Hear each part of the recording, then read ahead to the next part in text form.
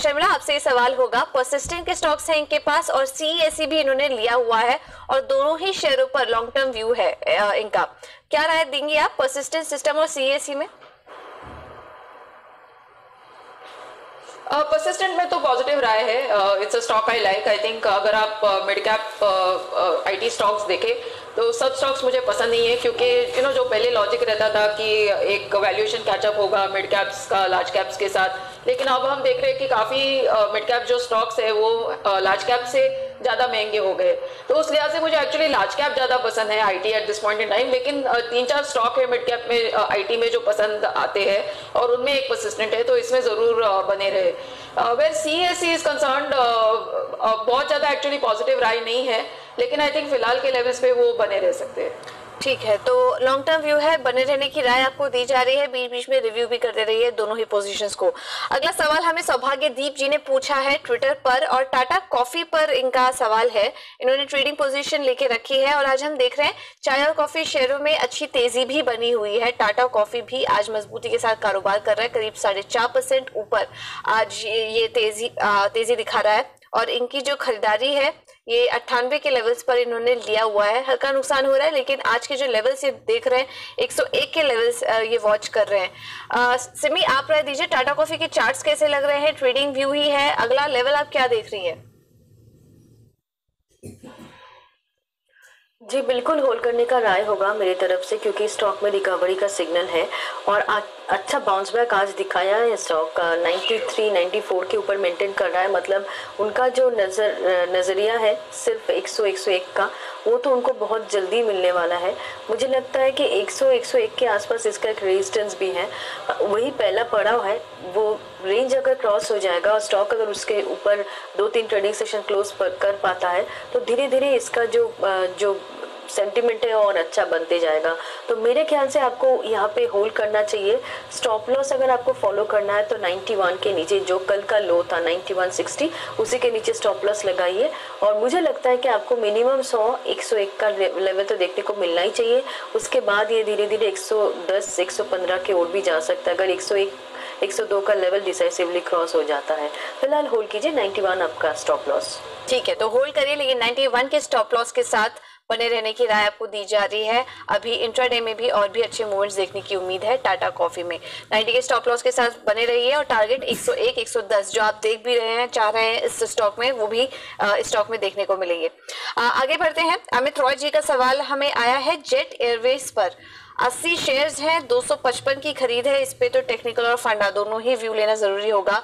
शर्मिला, पहले आप बताइए, जेट एयरवेज काफी निवेशकों के पास है, ये जेट एयरवेज का स्टॉक अभी क्या करें, क्योंकि दिक्कतें काफी ज्यादा हैं और अब तो कुछ 50 से 60 विमान कंपनी ग्राउंडेड हो चुके हैं। अब कैसी लग रही है आगे के लिए जेट एयरवेज पर, आउटलुक क्या है आपका?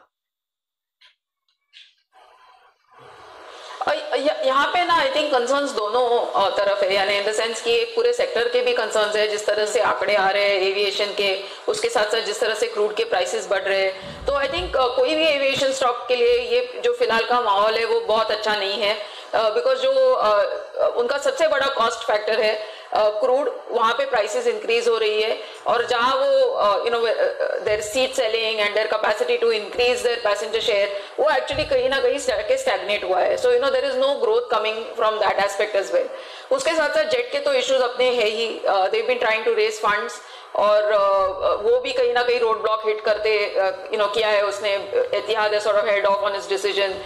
वी डोंट हैव क्लैरिटी कि वो किस लेवल पे और कितनी इक्विटी लेंगे कंपनी में। देयर डेफिनेटली जेट को अभी फंड्स की बहुत ज़्यादा ज़रूरत है। उनके लेसर्स, जैसे कि आपने कहा कि उनके जो जिनको वो देयर ग्राउंडिंग द फ्लाइट्स, क्योंकि उन्होंने पैसे नहीं दिए हैं, तो धीरे धीरे वो number of flights also which are getting grounded is increasing, क्योंकि उनके पास पैसे नहीं है तो वो जो they are left with no option but to ground the flight. तो ऐसे में आई थिंक डेफिनेटली जेट पे राय अच्छी नहीं है और उनको पूरे ये सेक्टर में से ही निकल जाना चाहिए मेरे हिसाब से। ये सेल करके कोई और सेक्टर को देखना चाहिए। What stock I'll leave to Simi to pick, but I think that for me aviation is a clear exit. ठीक है, तो एविएशन तो पसंद नहीं आ रहा है श्यामला को। सिमी, एक बार आप भी राय दीजिए जेट एयरवेज पर, क्योंकि इनकी जो खरीदारी है 80 शेयर्स हैं, 255 पर इन्होंने लिया हुआ है। क्या कुछ भी संकेत मिल रहे हैं चार्ट्स पर आपको कुछ रिवाइवल के, या निकल जाएं, एग्जिट कर ले स्टॉक से? जी बेहतर यही होगा पूजा। सेंटिमेंट काफ़ी ख़राब है और उन्होंने जहाँ पे लिया है 250-55 उस लेवल ही ये इसका पहला पड़ाव है, वो क्रॉस बहुत जल्दी नहीं होगा। तो मुझे नहीं लगता कि इसमें बहुत जल्दी कोई मोमेंटम ऊपर के लेवल पर आएगा। इनफैक्ट करंट लेवल से ये 235-232 का लेवल अगर तोड़ देता है, उससे नीचे क्लोजिंग हो जाता है, तो इसके नीचे जो डाउन साइड खुल जाएगा वो 210 तक भी आ सकता है। तो डाउन साइड ज़्यादा नज़र में आ रहा है, ऊपर में मैक्सिमम 50-55 तक। अगर किसी दिन जेट में बहुत अच्छा न्यूज़ आ गया तो ये स्टॉक 250-55 में एक बार आपको मौका दे सकता है, पर वो मौका आपको यूज़ करना पड़ेगा स्टॉक से एग्जिट करने के लिए, क्योंकि इसका डाउन साइड पूरा खुला है। जिस दिन मार्केट में कोई ख़राब न्यूज़ आएगा ये 234-232 का लेवल तोड़ेगा और 210 की ओर भाग सकता है कभी भी। तो मेरे लिए भी मुझे लगता है कि आपको कोई भी रैली मिलते ही एग्जिट कीजिए, या करंट लेवल पर भी एग्जिट लेने से कोई प्रॉब्लम नहीं है, ले सकते हैं एग्जिट। ठीक है, तो एग्जिट कर लीजिए स्टॉक से, क्योंकि अगर कोई भी और नेगेटिव न्यूज़ आती है तो स्टॉक में और गिरावट देखने की उम्मीद है। खबरों पर नजर रखिए, अगर इससे जुड़ी कुछ सुधार की खबर आती है तो फिर से रिव्यू लेने की राय आपको दी जा रही है। तो करंट लेवल पर आप एग्जिट कर सकते हैं। एक छोटा सा ब्रेक लेंगे यहाँ पर। आपके एक सवाल जो हमें आया है कार्बोरंडम यूनिवर्सल पर, अनुपम तिवारी जी का। 500 शेयर्स है और 344 पर इन्होंने लिया हुआ है। शर्मिला, ये सवाल आपसे पूछना चाह रहे हैं कि आपको ये कंपनी कैसी लग रही है? फंडामेंटली अगर देखें तो लॉन्ग टर्म के लिए क्या खरीदारी इसमें सही है?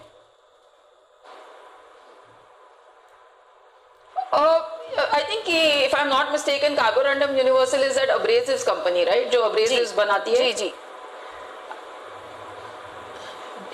So I think ये जो businesses रहते हैं ना, ये एकदम जैसे steady growth type businesses रहते हैं। इसमें क्योंकि इसमें replacement जैसे जैसे आता है इंडस्ट्री से, वैसे वैसे इनको ऑर्डर्स मिलते हैं। So I think yes, from a longer term perspective, अगर आप इस तरह का सोचते हो कि आपको एक एक अच्छा ग्रोथ वाला लेकिन एक स्टेडी ग्रोथ वाला स्टॉक लेना है, तो आप कार्बोरंडम यूनिवर्सल की तरफ देख सकते हैं। ठीक है, तो आप स्टेडी ग्रोथ के लिए वॉच कर रहे हैं तो कार्बोरंडम यूनिवर्सल लॉन्ग टर्म के लिए भी अच्छा पिक है। अगला सवाल हम ले लेते हैं। ये आया है हमें सन फार्मा पे। पूजा ने हमें भेजा है, 1000 शेयर्स हैं सन फार्मा के इनके पास और 463 पर इन्होंने सन फार्मा के शेयर्स लिए हुए हैं। जो व्यू है इनका वो 1 महीने के लिए ही है और ये अभी हाल ही की खरीदारी लग रही है। आज अभी जो हाल फिलहाल का चार्ट देखे, तेजी भी आई है और 1.5% ऊपर सन फार्मा का स्टॉक आज कारोबार भी कर रहा है। आज इनफैक्ट सभी फार्मा शेयरों में अच्छी मजबूती देखी जा रही है। सिमी, सन फार्मा पर आपकी राय? 1 महीने के लिए टारगेट जानना चाह रही है। देखिए पूजा, उनका टारगेट सिर्फ 1 महीने का ही है, तो 1 महीने का ही टारगेट देना है तो सबसे पहले 1 महीने का स्टॉप लॉस दे देते हैं। 460-455 के आसपास से ब्रेकआउट आया था।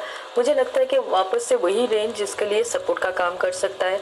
1 महीने का स्टॉप लॉस इस रेंज से नीचे कहीं पे भी लगाना पड़ेगा, वो 450 हो आपका कंफर्ट लेवल। अगर आपको 445 तक वेट कराता है तो आप 445 का भी पकड़ सकते हैं। और मुझे लगता है कि इनिशियल टारगेट इसका 475 से 480 का होगा। इसी रेंज के बीच में एक गैप छोड़ के सन फार्मा नीचे गिरा था। जब ये स्टॉक 475 से 480 का रेंज पार करने में सक्षम होगा तब इसमें नेक्स्ट टारगेट जो है वो 510-20 का हो जाएगा। तो आपका 1 महीने का टारगेट तो मिनिमम 475 से 80 तो होना ही चाहिए।